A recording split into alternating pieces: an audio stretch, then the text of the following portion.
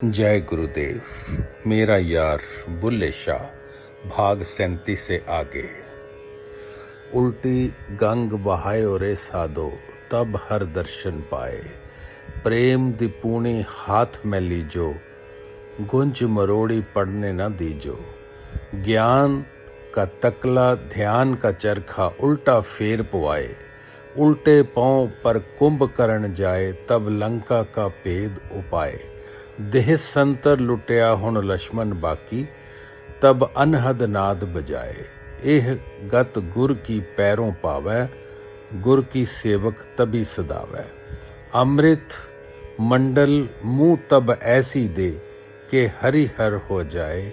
उल्टी गंग बहायो रे साधो तब हर दर्शन पाए।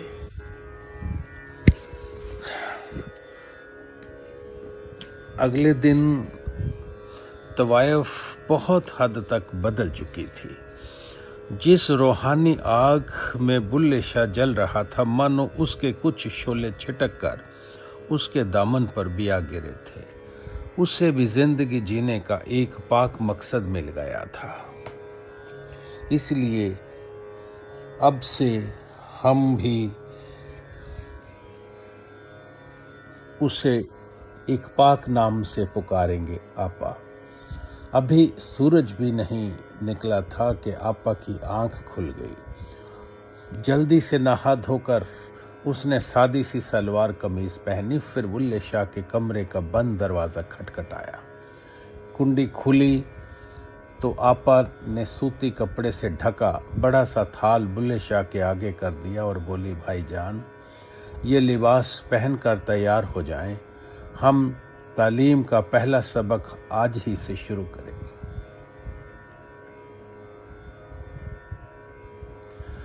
इतना कहकर वह मुड़ी और चली गई। बुल्ले शाह तो रात इसी इंतजार में काटी थी कि कब इनायत की तरफ पहला कदम उठे। इसलिए वह भी तुरंत फुर्त नहा धोकर तैयार होकर हाल में आ गया। यहाँ पहुंचते ही आपा ने बुल्ले शाह को घुंघरू जड़े 2 फीते थमा दिए। बुल्ले शाह ने उन्हें बड़े अदब से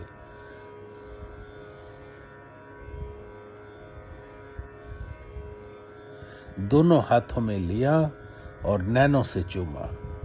उन्हें 2-3 बार उंगलियों से सहलाया। मानो मन ही मन उनसे अरदास कर रहा था।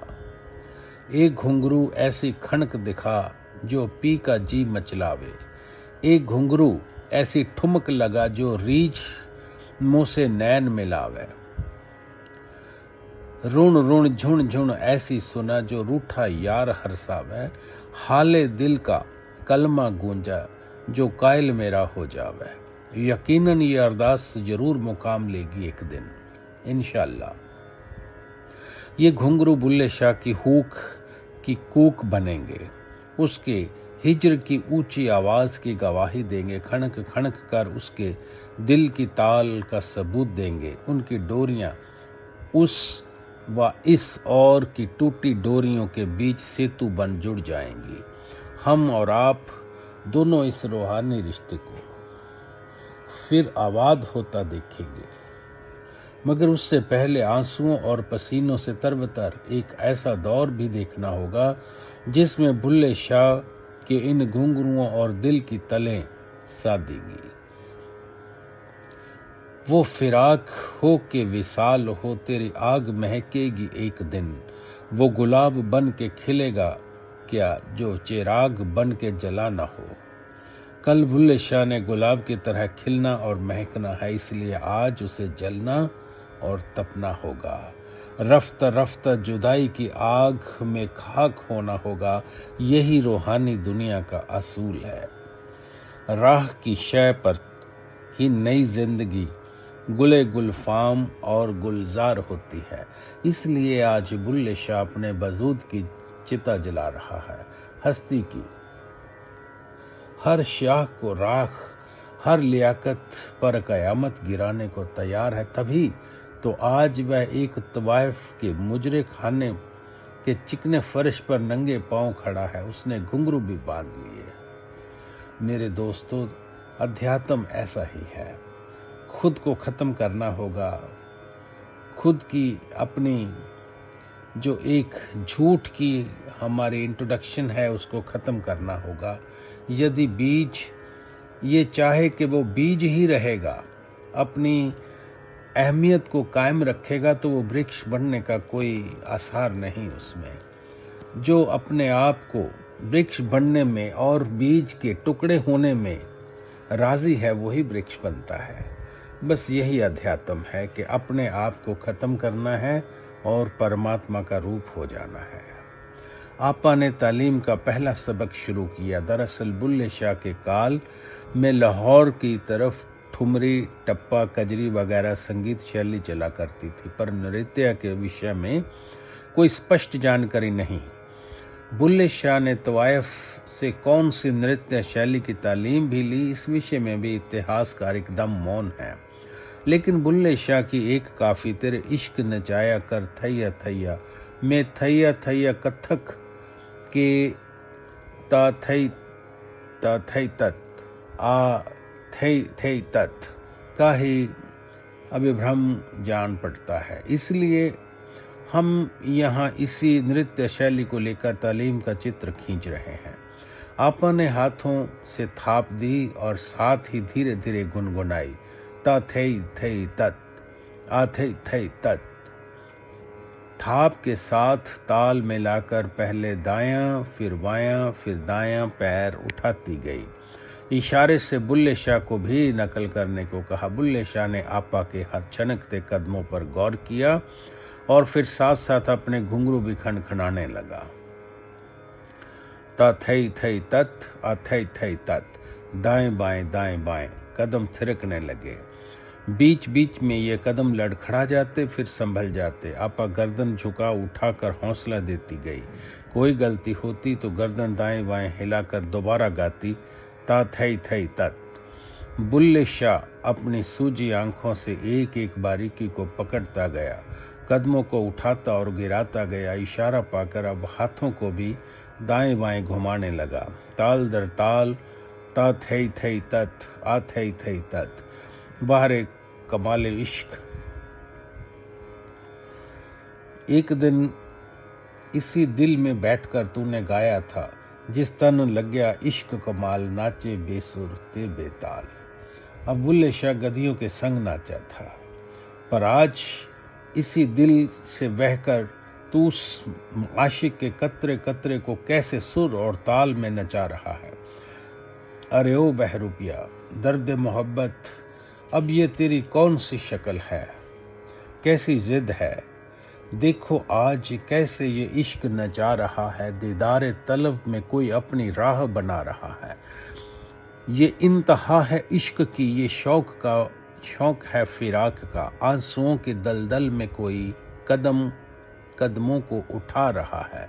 कैसी तासीर है, कैसा जुनून, कैसी है जिद तेरी, जो जिस्म को, रूह को, लहू को नचा रहा है। तड़प को, आहों को, जुस्तजू को लहरा रहा है। एक एक खणक के साथ हस्ती को मिटा रहा है। देखो आज इश्क को कैसे इश्क नचा रहा है। हाँ, ये बिल्कुल सत्य है। बुल्ले शाह को आपा नहीं इश्क नचा रहा है। मौला की रुसवाई ही मदारी बनकर डमरू बजा रही है। उनका इश्क ही थाप दे रहा है। इश्क ही मानो आपा में बैठकर गा रहा है, ता थई थई तत्। अब आपा वादों के बीच जाकर बैठ गई और वहां रखे तबले पर थाप देने लगी। रियाज का सिलसिला चलता रहा। इसी बीच आपा ने देखा कि बुल्ले शाह के पैरों में थकान घुसपैठ कर चुकी है। आपा का तजुर्बा घुंघरुओं को, बोझल खनक को पहचान गया, इसीलिए तबला छोड़कर वह बोले, आज के लिए इतनी ही तालीम काफ़ी है भाईजान, अगला सबक कल मुकम्मल करेंगे। ये सुनते ही बुल्ले शाह की पेशानी पर बल पड़ गए। उसे जाने पहचाने दर्द ने दिल पर दस्तक दी। अब तक तो वो नाचने में मशरूफ था, इसलिए गमे विसात की खाई में बहुत हद तक उभरा हुआ था। यह तालीम इनायत तक की राह खोद रही थी, इसलिए जुदाई की आग के बीच कुछ ठंडे झरने फूट निकले थे। नाचने से बुल्ले शाह को सुकून की ठंडक मिल रही थी। पर अब क्या होगा। तालीम रुकते ही वही खाई वही जुदाई की आग। नहीं नहीं नहीं आपा। बुल्ले शाह बेकल सा हुआ गिड़गिड़ा उठा। दूसरा सबक भी आज ही सिखा दो ना, कहीं आप थक तो नहीं गई। आपा हल्की सी हंसी के साथ, मुझे थकान इतनी जल्दी? मेरे तो नन्हे पैरों ने ही घुंघरुओं का बोझ संभालना सीख लिया है। नाचना तो मेरा पेशा है भाईजान। मुझे ये सुनते ही बुल्ले शाह का दर्द एक बार फिर डसा। आंखें एकदम आंसुओं से तलैया बन गई। वह छटपटा कर कह उठा, आपके लिए नाचना पेशा है, पर मेरे लिए तो यह जिंदगी की शर्त है आपा। आज मैं जिंदा जरूर हूं, पर मेरी सांसें कैद है। नाचना इनकी रिहाई की इकलौती उम्मीद है। नाचिए अब पेशाए जिंदगी बतौर, हमारे लिए ये रक्स जिंदा रहने की शर्त है। नाचिए आपा, नाचिए आप पेश जिंदगी बतौर, हमारे लिए तो ये रक्स जिंदा रहने की शर्त है। आपा ने इस गहराई में झांका तो सिहर से गई। बिना देर किए अगला सबक शुरू किया। तत तत धुन धुन तिगधा दिग दिग धेई, तत तत धुन धुन तिगधा दिग दिग धेई, तिगधा दिग दिग धेई। इसके साथ गोलाकार फिरकने लगी। बुल्ले शाह भी दोहराने की कोशिश में जुट गया। समय बीता। अब तक बुल्ले शाह हाँफने लगा था। कंधे लटक और कमर झुक गई थी। पैर भारी हो चले थे, इतने कि मानो उन पर घुंघरू नहीं रोड़े पत्थर बंधे हों। मगर वो कहते हैं ना, अपने तन की धूल उड़ाई तब ये इश्क की दौलत पाई। आज बुल्ले शाह भी अपने आप को चूर में चूर कर धूल बनाकर उड़ा देना चाहता था। इसलिए अब भी हार कर बस नहीं कि नाचता रहा, थिरकता रहा, धूमता रहा, तिगधा दिग दिग धाई। मगर उधर आपा तो पूरी होशो हवास में थी। उसे एक तरफ बुल्ले शाह में जज्बातों का तूफान दिख रहा था, पर दूसरी ओर जिंदगी की असलियत भी नजर आ रही थी। वह दोनों में फर्क समझती थी और तालमेल भी बिठाना जानती थी, लेकिन इस बेहोश मुरीद को कैसे समझाए। आखिरकार वह हाँफते ही अदाकारी करते हुए बोली, बस भाईजान बस, आपके जज्बे ने तो मेरी पेशावरी को भी मात कर डाली। अब भाई, अब तो बदन टूटने लगा है, हम तो थक हार गए। इतना कहते हुए उसने अपने घुंघरू उतारने शुरू कर दिए। बुल्ले शाह के लिए दूसरा मौका नहीं छोड़ा। बुल्ले शाह ने भी धीरे धीरे से सिर हिलाया, कहा खुदा हाफिज, और अपने कमरे की तरफ बढ़ गया। रास्ते में उसकी उखड़ी सांसें और तेज धड़कनों मानो इनायत से पूछ रही थी, मित्रा दी मिजबानी खातर दिल दा लहू छानी दा, कड कलेजा कीतम बेरे सो भी लायक नाही दा, तन विच ताकत रही न मुल्ले, रो रो हरफ पशीनी दा, तन मन अपना पुरजे कीता, तैनू मेहर न आया सी मीता, असानू होर नजर न कोई चारा क्या निमानी दा, कहे हुसैन फकीर ने माना, तै वाजो कोई होर न जाने दा।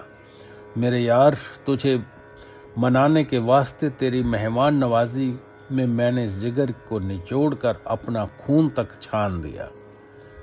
अपने सीने से कलेजा निकाल कर न जाने क्या क्या टोटके कर लिए, पर अब भी मेरे साईं, मैं तेरे करम का मोहताज हूँ। मेरे हबीब, मेरे दिल रुबा जिस्म में अब तिल्ली भर भी ताकत नहीं रही।